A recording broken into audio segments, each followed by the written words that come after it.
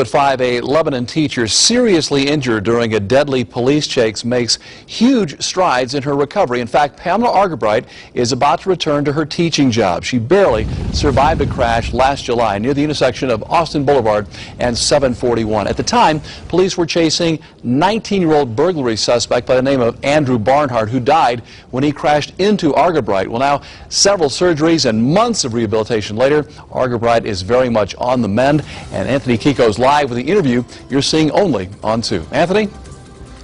Mark, Pamela Argabright had been a teacher for 16 years. She hasn't taught a class since the crash, but Monday morning she'll be back in the classroom teaching third graders at Donovan Elementary School.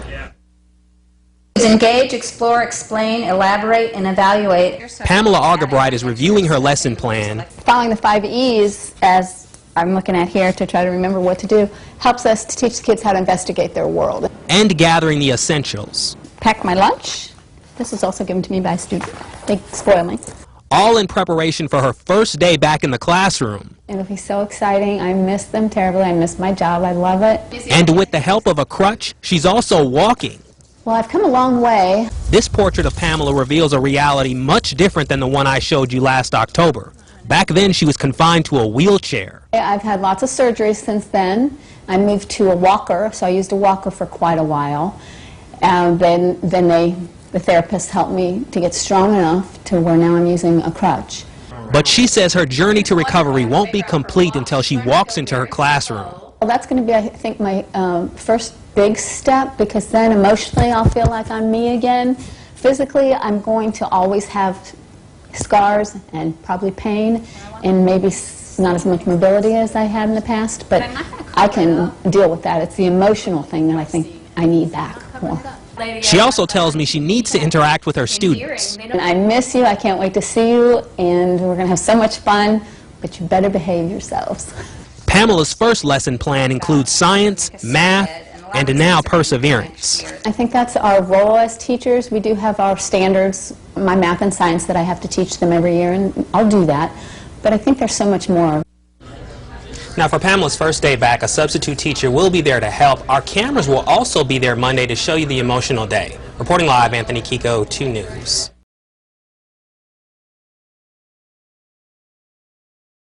Five officers sued over chase injuries are immune from liability. Court rules. The Ohio Supreme Court ruled Tuesday that 5 police officers sued by a woman injured during a high-speed chase are immune from legal liability. NYC to pay cops more to wear body cameras. There was disagreement among the justices on immunity standards. The majority ruled that officers chasing suspects receive the same level of immunity provided by state law to all government employees. Justice Judith French wrote officers couldn't be held liable unless they acted in a wanton or reckless manner, adding that no other public employee faces the potential danger, violence or unique statutory responsibilities to apprehend criminals that police do. Fraternal Order of Police demands Amazon remove Black Lives Matter merchandise. We expect law enforcement officers to protect the public, but that expectation need not mean that an officer must sit idly by while a suspect flees the scene of a crime, particularly when the suspect's flight itself endangers the general public further, she wrote. She said lower courts had improperly expanded the immunity to officers unless their conduct was outrageous or extreme. But she said the officers in this case were entitled to immunity because there was no evidence they acted maliciously, in bad faith or recklessly. Justice Sharon Kennedy agreed with the court's judgment, but disagreed with some of the ruling.